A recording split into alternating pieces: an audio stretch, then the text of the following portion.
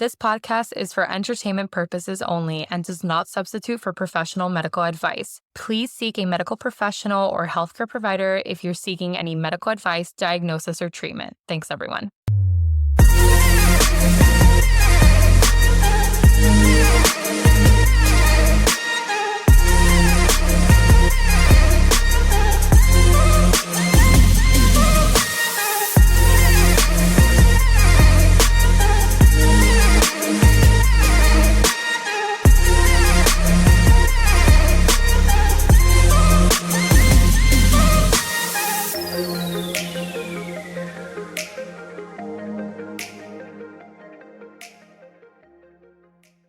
Hi. Greatest medical discoveries. We're back from Disney. This is a weekly, so. Oh, hey guys. I thought it was a Patreon. We just did Patreon. Yeah. Okay, so this is our weekly. We're back from Disney. If We you guys are. follow us on social media, you saw all of the bombardment that there's my dog and his balls. For those of you that are not watching us on YouTube, if you're not watching us, then it's just Brownie, spread eagle in the background. That's my background for Loves today. it. All right. So we just came back from Disney. I hope you guys loved all the content that we were putting out there. And thanks Yes. for asking all the questions and stuff like that. Keep a lookout on our socials because I'll keep doing that. But anyways, we're back today. And we're This going is to be... another request by Yeah. I think on follower. Threads as well. Yeah. Yeah. So We're popping off on Threads. I know everybody, whoever is listening or watching right now from Threads, we love you guys. Like, you guys are phenomenal. And you're so nice too. Like, you guys are so nice. Knock on wood. You guys are awesome. Anyway, so you guys wanted to know about what we thought were our greatest medical discoveries or whatnot. And look, this is not a comprehensive list by any stretch of the imagination Yeah. because there's way too many things out there to cover. Really great things. Yeah. But this is going to be like the highlights.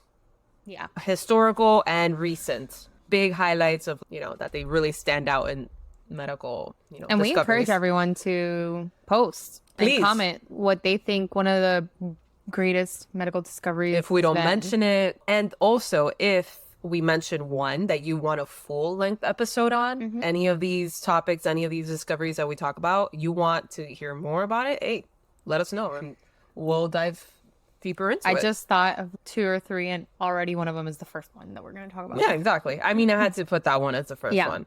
Also, this is in no particular order of importance or whatever. This is just, good ones that we thought of at least. Yeah. So, yeah, let's start with the first one, Doc.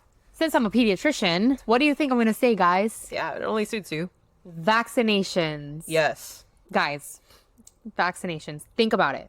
Back then, okay, when people were ridden with pox virus, Oh, Okay. nasty stuff. which we're going to talk about now. Yeah. When people were ridden with pox virus, some man was like, I'm going to kill this, and then I'm going to inoculate it into someone else to see if our body creates some protection. And he did it. And that was the birth of vaccination. He fucked around and found out. Yep. That was like the definition of it. Yeah. So vaccines are one of the greatest medical breakthroughs in history. The concept of vaccination was discovered by English physician Edward Jenner. Sorry. We are suffering from that same cold that apparently the whole entire United States has. Got way too excited there. Way too And she's very pumped about vaccinations because it well, is her. pumped about but vaccinations because now we your have bread and measles outbreak. It's fucking stupid. So you know what? I'm gonna sell this shit. It's All right. true. It's true. In this age, we shouldn't even have. We didn't. I don't need to sell this. This Yeah. speaks for itself. We didn't have measles, and I hope that if you're a listener to this podcast, you are not an anti-vaxxer because I mean we're and pro even if you vaccine are, here. you can keep listening and see if I can convince you. Exactly. That too. Well, Education's key. No, education is key. And I actually tell a lot of my parents that come into clinic, if they don't vaccinate, I was like, you are able to leave with no vaccines. However, you are not able to leave without a conversation about vaccines. Good. That's awesome. So that one awesome. day, maybe they'll turn around. Yeah. That's the best All you right. could do. So Vaccinations are one of the greatest medical breakthroughs in history. The concept of vaccination was discovered by English physician Edward Jenner in 1796. 1796. Yeah. So he noticed that milkmaids who had caught cowpox did not catch smallpox, and tested his hypothesis by inoculating a little boy with the material from cowpox sores. Okay. So the boy became immune to smallpox, and then this method was called vaccination from vacca, or the Latin word for cow. Okay? VACCA. Yeah. So the importance of the discovery is crazy monumental. Yeah. Vaccines have saved countless of lives. You know, they've actually eradicated a lot of things with vaccinations. Okay. So it's preventing deadly diseases like smallpox, polio, and measles, which unfortunately now with a lot of the wave of anti-vaxxers and just a lot of social things going around, people are not vaccinating. And now we are starting to see these things come through. And it's not just measles. We are seeing polio like a lot more. And that's scary. Polio is no joke, guys. Yes. Like, it's not a little cold and it'll go away. No. Yeah. So they work by training the immune system to recognize and combat these pathogens, either viruses or bacteria. So by introducing a harmless part of the pathogen into the body, the immune system can respond more quickly and effectively when you actually do get exposed with the disease in the future. So the discovery of vaccines has led to the eradication of smallpox and has significantly reduced the prevalence of many other infectious diseases. It has transformed public health, allowing to control of epidemics and improving the quality of life globally. The year when first vaccine was introduced was 1796. So that was a major medical discovery. And I'm not talking about, you know, like the new vaccines and COVID and, you know, no. Relax, people. Take a step back, sit down, sit your ass down. Put down the pitchfork. Put down the pitchfork. Okay. Yeah. Just really look. Sorry, guys. That was not my stomach. That was not. That's Brownie for those of you that are not watching. Yeah, that was He's him literally right in between grunting. us now. Yeah. Yeah. So, anyways, yeah. Do your research, guys. Vaccine saves lives. Absolutely. And another podcast that does an excellent, like deep dive in vaccinations and just everything that has to do with vaccinations is Science Versus. So good. So Amazing, guys. Like, really, I have to call them out on it because I heard, and it's several parts. It's not a big, long thing. It's split really well, and it's broken down very easily to digest and understand.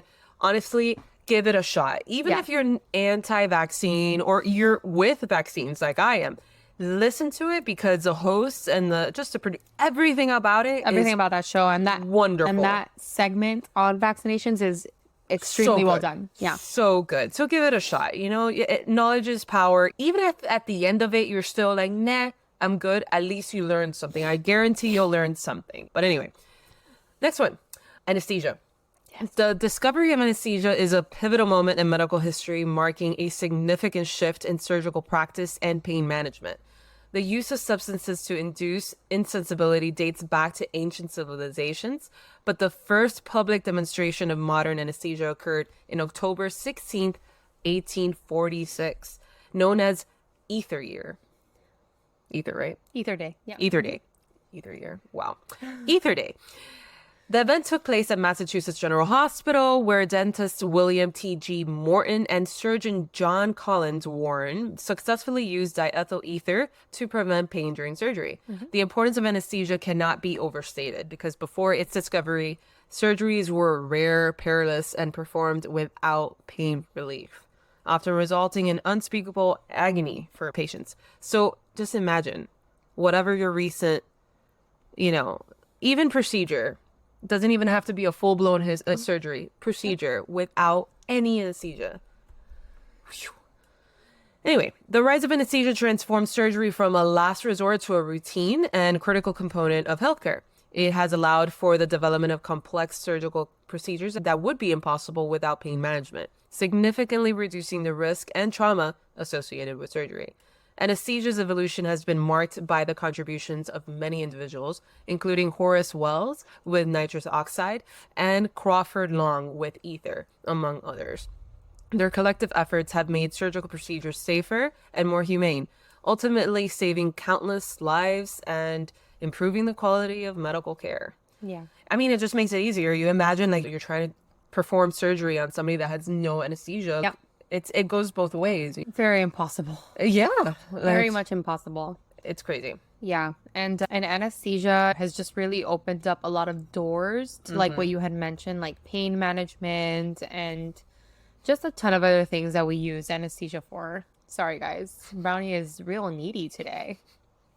He's just laying his head on I'm going to call you Chelsea.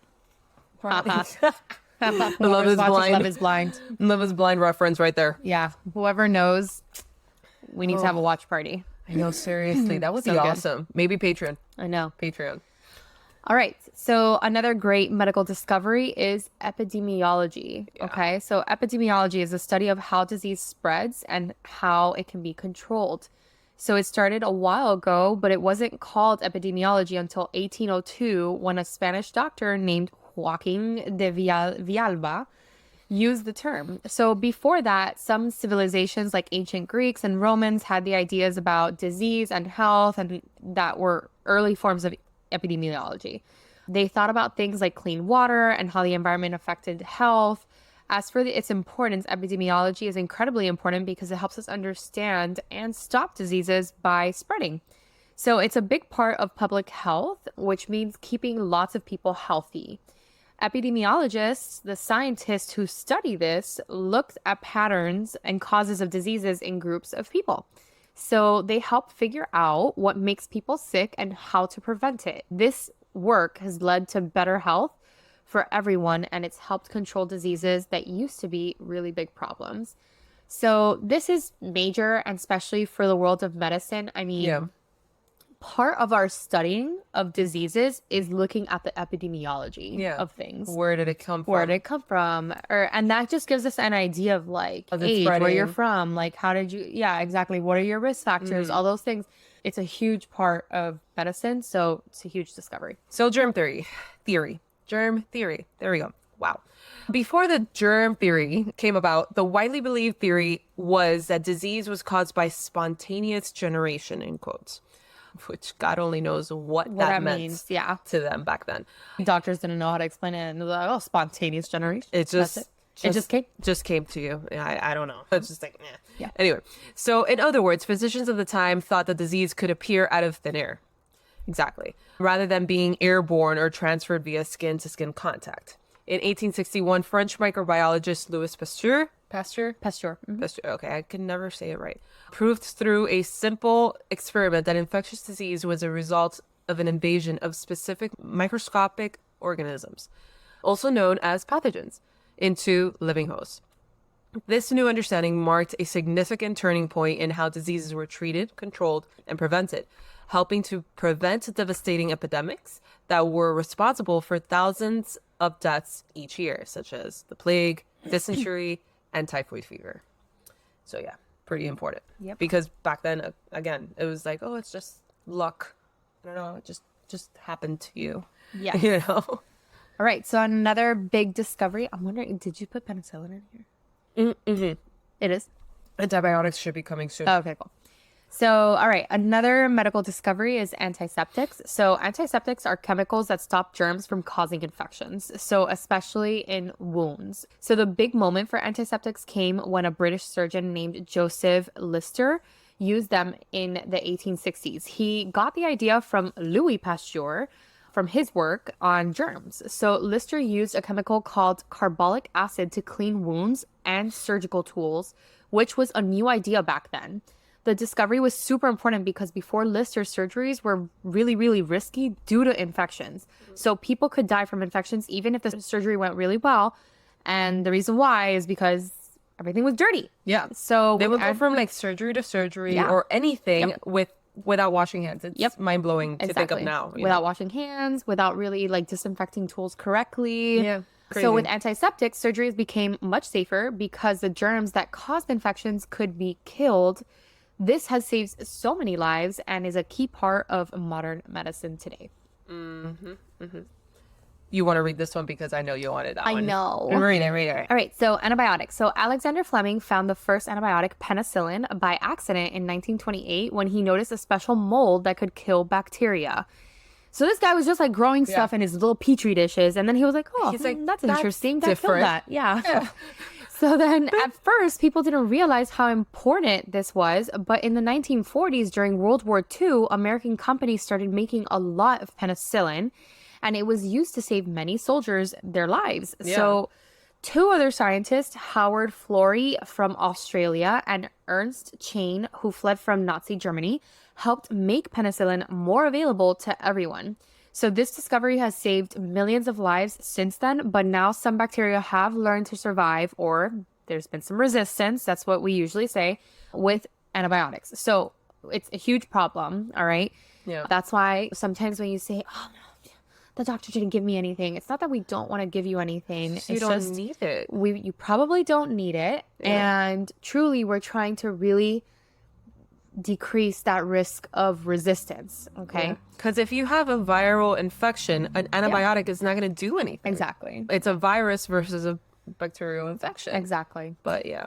So there's a rush to find new ways to fight these super strong bacterias. Julie and I actually just did an episode on CRISPR. Yeah. Was that on our Patreon or on our That was weekly? on the weekly. So yeah. So we just did an episode on CRISPR, on how they're using CRISPR to manipulate these certain type of Genetically. yeah, To the altered genetic bacteria. Exactly. In the genetic level to manipulate these bacteria to become, again, More resistant to it. well, less resistant. I mean, less resistant. Sorry. less resistant. More susceptible. Exactly. So then we could use antibiotics again, or just figure out a way of a better way of killing them, because we're just getting more and more MRSAs. Yeah. And now we even have a penicillin shortage. Isn't that crazy? Oh Lord, It's crazy. and something that clearly has been around for that long.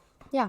Anyway, so antiviral drugs, which is what you would take instead of antibacterial. Yep. In most cases, that's the thing. Like most common colds. Antibiotics, you mean? Sorry, antibiotics.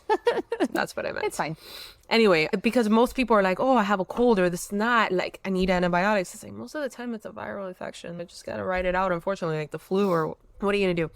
Or you could take one of these if you really need it. If your doctor tells you, "Hey, take the Tamiflu," or whatever it is. Many horrible viruses like smallpox, flu, and hepatitis have made lots of people sick for a long time. HIV. Yep. A lot of antivirals for them. Antibiotics became really good at fighting bacteria in the 1930s and 1940s, but medicines for viruses didn't get better until the 60s. This is because viruses are tricky, and they have their own genetic material wrapped in a protein shell that hides and grows inside our own cells. It's hard to stop them without also hurting our own cells. So these medications, they go ahead and they target the viruses, and they stop them from making lots of copies of themselves. And some even help our body's defense system fight the virus. So these medicines are really important for treating and stopping diseases like HIV and AIDS, Ebola, and rabies from spreading, which are all incredibly important. I mean, we've gotten to the point in HIV AIDS that it's a lot better these days than back in the 80s to live with HIV, you know? I mean, now we have antivirals right now that you take before exposure. Exactly. So pre-exposure prophylaxis. That's true, yeah. And we have post-exposure prophylaxis, which is like crazy how if you do it, it's so effective. Yeah. It's amazing. And viruses are weird, and they're very Well, they mutate. they very mutate easily and fast. they see something, and then they like redo their DNA to like avoid that. Yep. So Or their RNA, whatever. I mean, it depends on whatever. it depends on the virus. It depends on the virus and how they do it. But they're all different, and that's why we all have for the flu. That's why every year there's different vaccines for it, because they constantly mutate. There's constantly different variants of it. And of course, don't even mention COVID. I mean, but anyway, go ahead. All right, so insulin started being used to treat diabetes in 1922 after it was found by scientists in Toronto the year before. So before insulin, there wasn't really a good way to treat type 1 diabetes. So remember that we have different types of diabetes. We have type 1, we have type 2, we have a mixed, okay? But basically usually type 1 diabetes starts when people are younger, okay? So without insulin, kids with type 1 diabetes used to live only about a year and a half after finding out that they had it. For adults, only 20% lived longer than 10 years after diagnosis, and they often had serious health problems because of the diabetes. Now, with insulin, people with type 1 diabetes can expect to live a full life. So, type 1 diabetes is that you cannot produce insulin. Okay. Type 2 diabetes is that you have insulin resistance. So, your body makes insulin, but it's always at such a high level because of how much sugar you have in your body that you basically become like, it doesn't become as effective. Okay. So, people with type 1 diabetes, you need insulin because you don't have it. Okay? Right. You just don't produce it. You don't produce it. Yeah. Okay. So heart surgery. In 1967, Dr. Renee Favaloro, I'm going to go ahead and say it like that, did the first heart bypass surgery by using a vein from the patient's leg to fix a clogged heart artery. This new surgery helped blood flow better to the heart and reduced chest pain and heart attack risk. Over the past 25 years, doctors have made heart surgery safer and less invasive, which means that they don't have to open up the chest as much. They also started using robots in heart surgeries, which makes their surgeries quicker, more comfortable for patients, and helps them heal faster. People have also had heart bypass surgery and survived the first month can expect to live as long as anyone else. In the US, better treatments for heart problems have helped lower the number of people dying from heart attacks. So in 1999, 87 out of 100,000 people died from heart attacks. But by 2020, the number went down to 38 out of 100,000 people. This shows how important these improvements in heart medicine are. Yep. It's pretty drastic. All right. This is another one that I thought about, but I didn't think that it was going to be like a major medical discovery, but I guess it makes sense. I mean, it's kind of like the foundation to I a know lot it's of a things, foundation, you know? exactly. Yeah. So it's when they finally figured out the actual structure of DNA, which is a double helix. Okay. Yeah.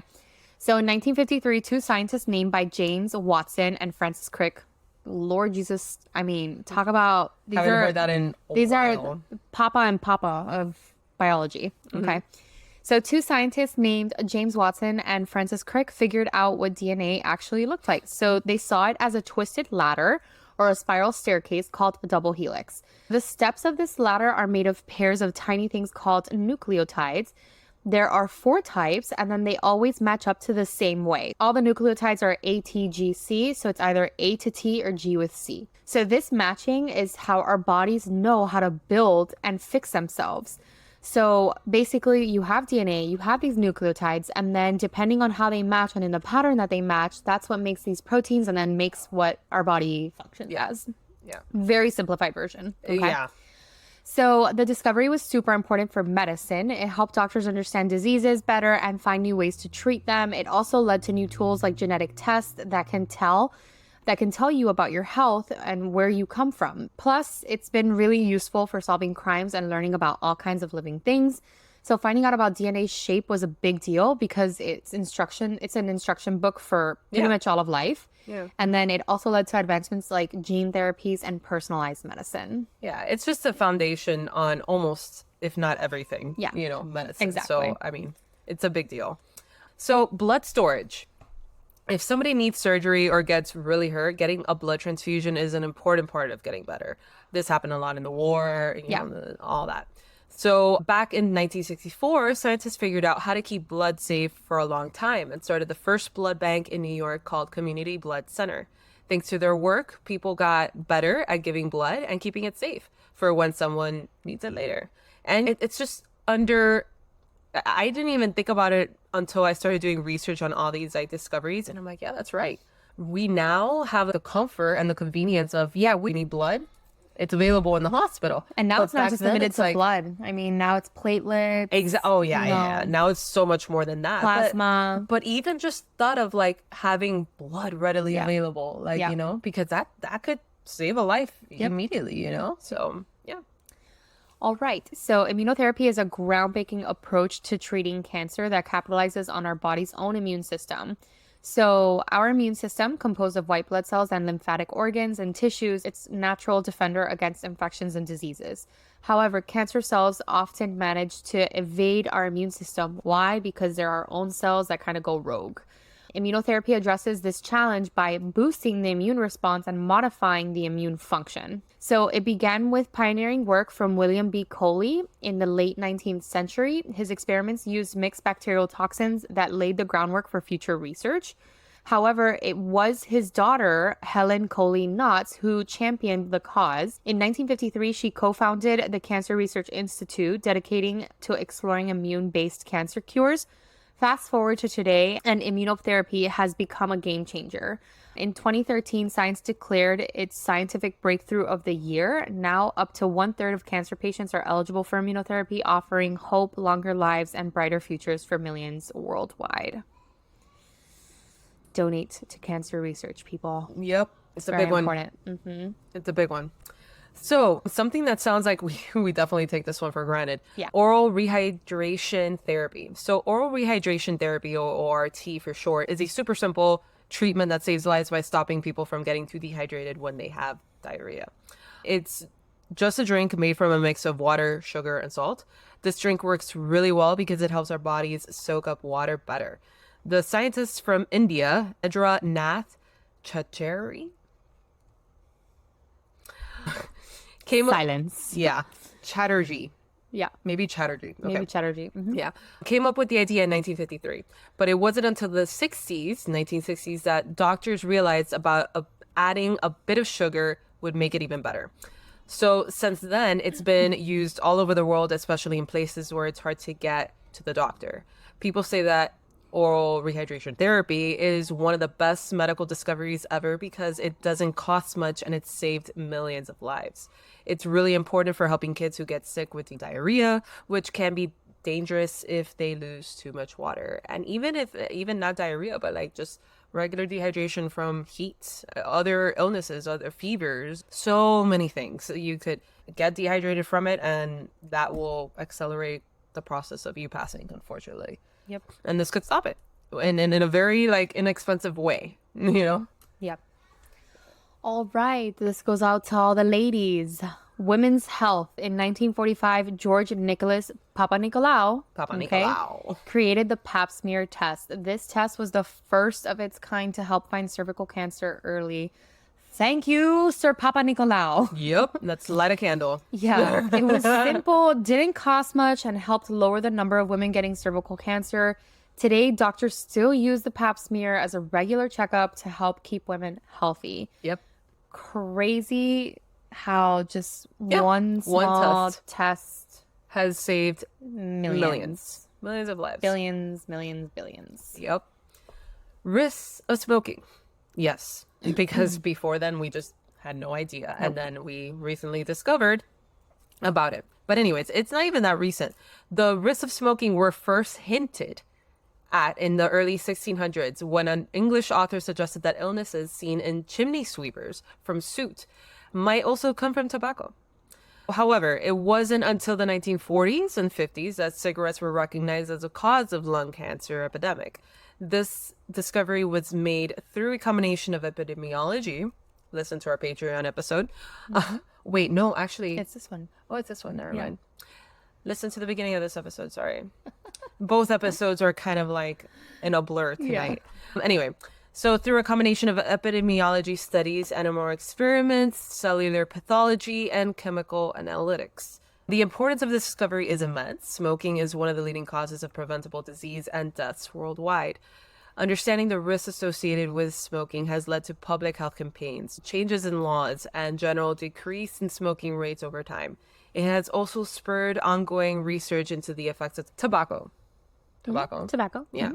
I don't know why I thought I said that like in Spanish. Anyway, and the development of treatments for tobacco-related diseases. The revelation of the dangers of smoking has saved countless of lives and continues to be a critical area of medical research.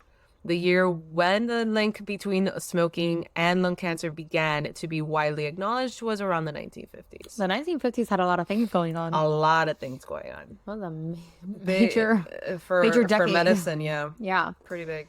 So antipsychotics, other things in the 1950s. Yeah, Okay. It was an area of medication used to treat serious mental illnesses such as schizophrenia, which was discovered in the 1950s. The first antipsychotic, chlorpromazine.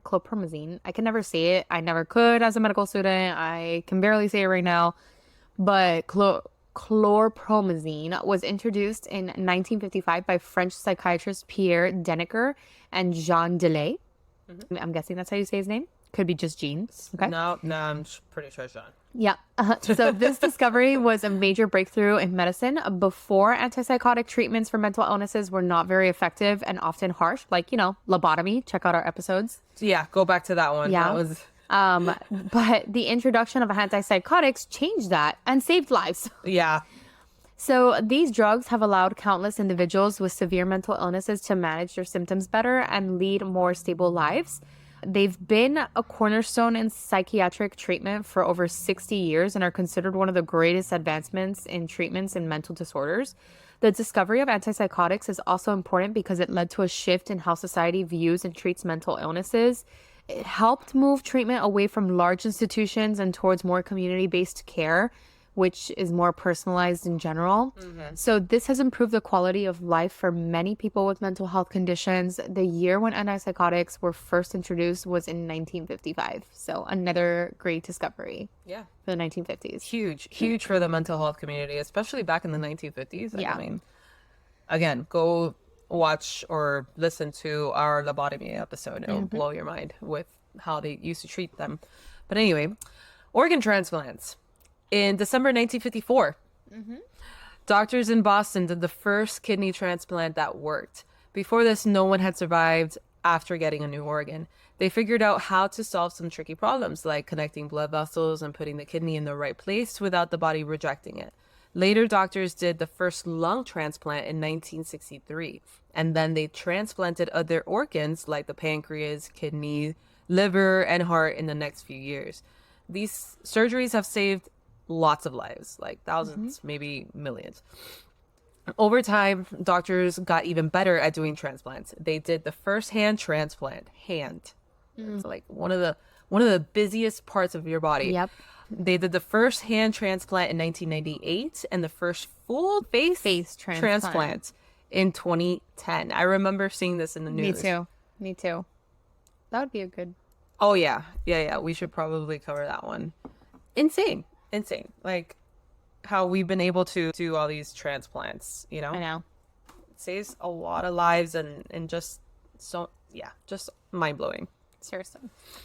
All right. So medical imaging. X-ray technology started by accident in 1895 when Wilhelm Conrad... Oh, God. It sounds German. Röntgen? Röntgen? German. All right. Wilhelm. Okay. Willem? It's like their Conrad. Their version of William. All right, Conrad. A German scientist found a new kind of light while working with a special tube. So this discovery helped doctors see inside the body, and the first X-ray department was set up in Glasgow Hospital the next year. Ultrasounds, which uses sound waves to make pictures inside of the body, began to be used by doctors in 1955. Another one for the 50s. I'm telling you. It was great for checking on babies before they were born and finding problems in their stomach area. 10 years later, in 1967, the CT scanners were made. They used X-rays and computers to make very detailed pictures of inside the body and are very important for finding many different diseases. And then in 1973, the MRI was invented by Paul Luderber. It uses a special kind of magnet to get really clear pictures and slices of inside the body. So MRIs are super helpful for doctors to find things like tumors, cysts, and injuries to the brain, spinal cord, and other parts of the body. So the MRI, and it's more than that. The MRI can look at tissue so much more precisely. So, it's not just for like the brain. I think a lot of people associate MRIs with the brain. It's just tissues in general. It's not just like X-rays that are mostly for skeletal, like for your bones. Yeah, it can look at bones. It can look at muscles. It can look at ligaments. It can really do a lot of detailed work. Yeah, I thought that was like a huge medical discovery because we're able to like see inside the body without having to open it up for any problem. And that's huge.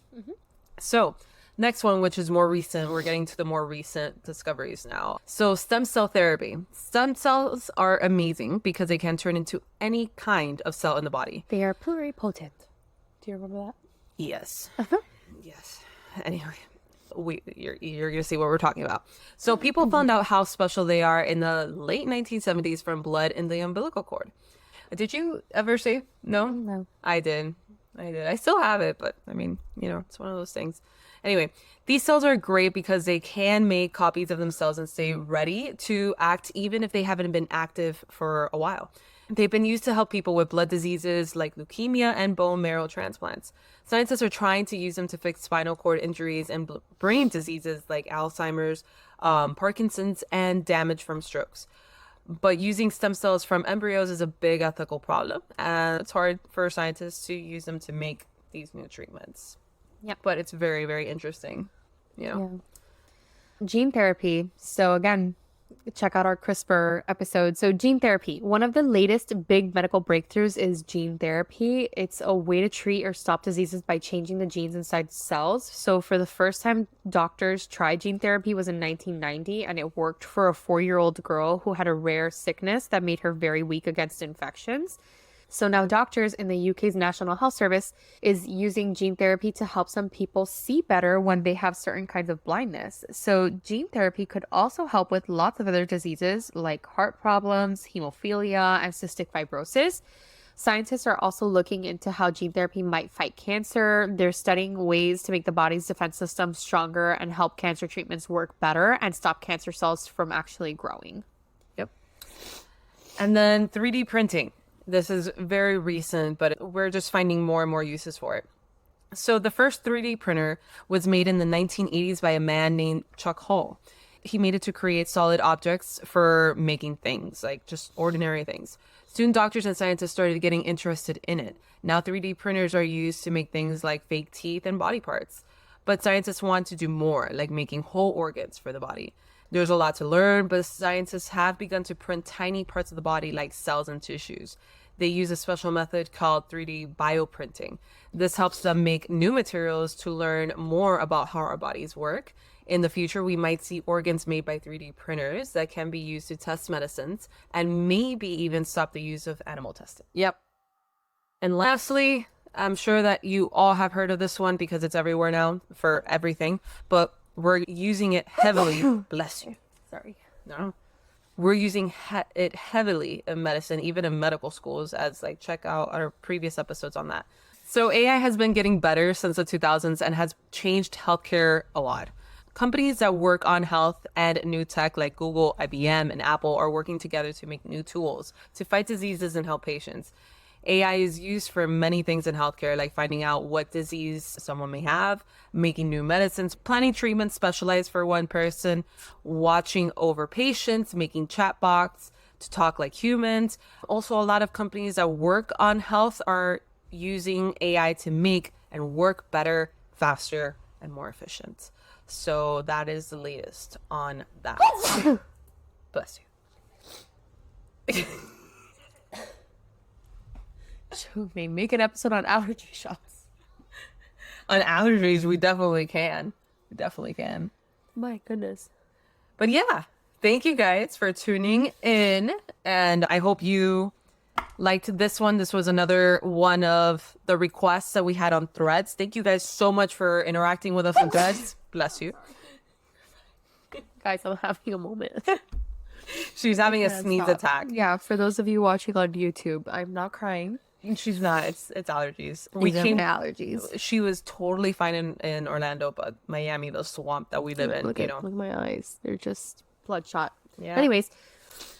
Thank you guys so much. Check out our Patreon because we are currently close to 30 some odd episodes in our Patreon. So you could catch up on all of those if you join us there. Yes. And keep commenting. We're on everything. Twitter, Instagram, Facebook, Threads. This one came from Threads. Everywhere. Comment. Let us know if there's something that you want us to talk about, if we missed something, if you want a full-length episode on something that we talked about today, or something else entirely.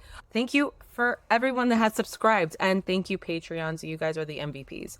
And we'll catch you on the next one. Be an MVP. Join our Patreon. Yes. Join our Patreon. Help us maybe get a pod lab situation where you don't have allergies at. Yeah, I know, for real.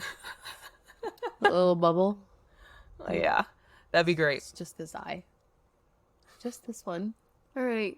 Bye, guys. Bye. Like, comment, review us on all streaming platforms, Spotify, Apple Music, Amazon Music, etc. Check us out on Instagram and TikTok at Funny Medicine Podcast. Our Gmail is funnymedicine305@gmail.com. And remember, we are not diagnosing you. Definitely not, just funny stuff. See you later, guys.